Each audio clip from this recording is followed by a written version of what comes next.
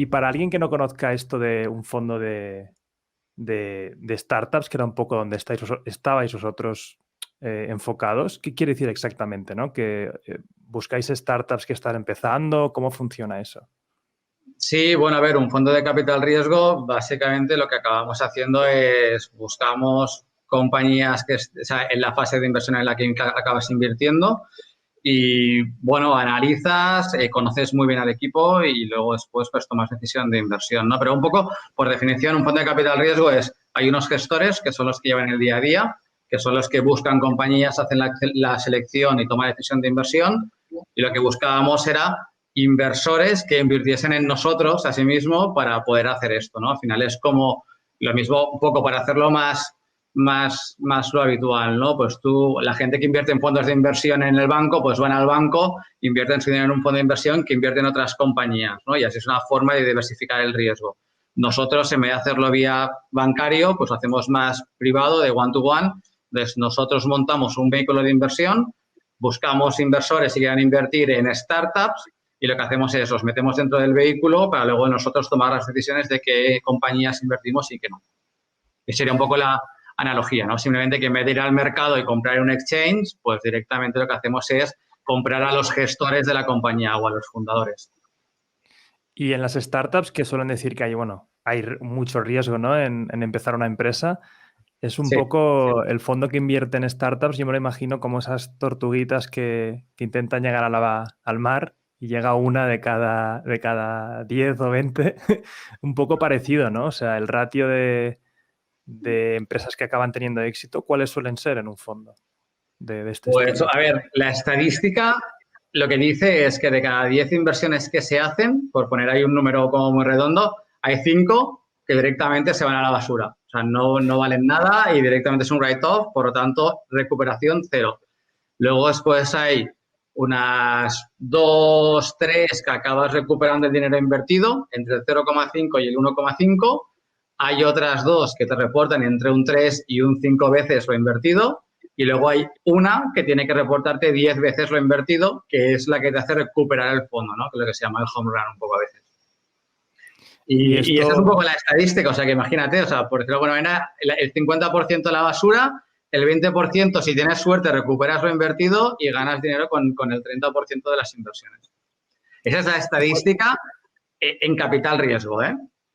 y cuáles Luego es, son los factores un poco que veis para encontrar a esos home runs? Porque, claro, ya tienen que ser que todas las inversiones sean hacia esa tipología de negocios que puedan ser home runs, porque si no, ya bueno, se a pierde. ver, para que una compañía te haga esto, a ver, también depende mucho de la etapa de donde inviertes, ¿no? O sea, si tú inviertes en una compañía en una fase ultra early, o sea, en el seed o early seed, al final tú puedes invertir, pon a 1.000.000, el hacer un por 10 es salir a 10 millones, ¿no? La media de las desinversiones o ventas en Europa están entre los 25 y los 50 millones de euros.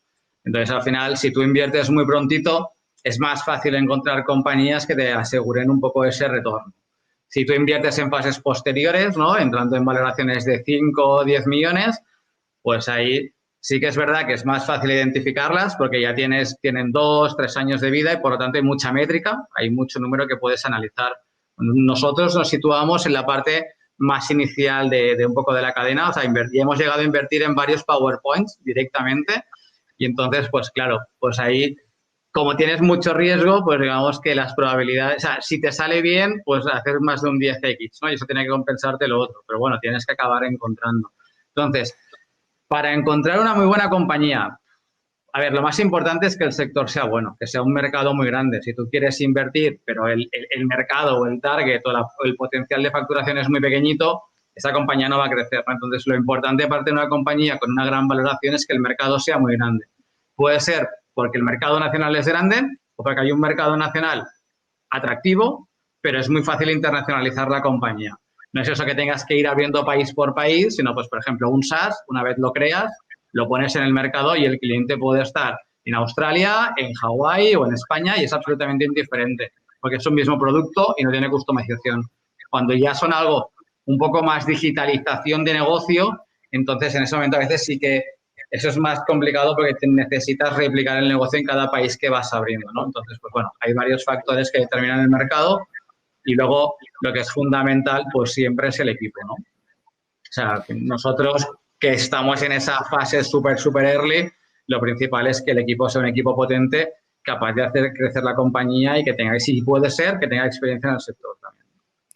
Es que invertir en un PowerPoint es lo que te iba a decir. Te puedes fiar solo de las personas, de su palabra y que creas que lo van a ejecutar bien, ¿no? Sí, bueno, de ahí un poco, al final, el ratio dicen que hace unos años las startups las montaban gente relativamente joven, en torno a los 20 años.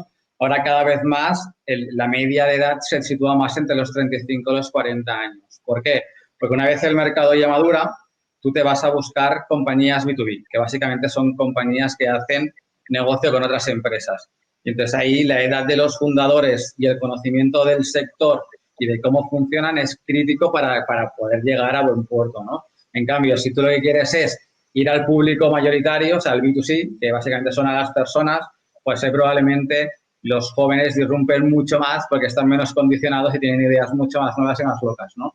Y entonces ahí un poco la evolución en la tecnología es, todo empezó con el B2C, te fijas que eran los e-commerce, cómo tiendas vendían a particulares, y ahora lo que más tiras es el software B2B, que ya es una digitalización mucho más profunda en compañías que son empresas trabajando con empresas, ¿no? Y ahí sí que requieres un poco más de conocimiento del sector y obviamente pues algo más de experiencia para montar una compañía.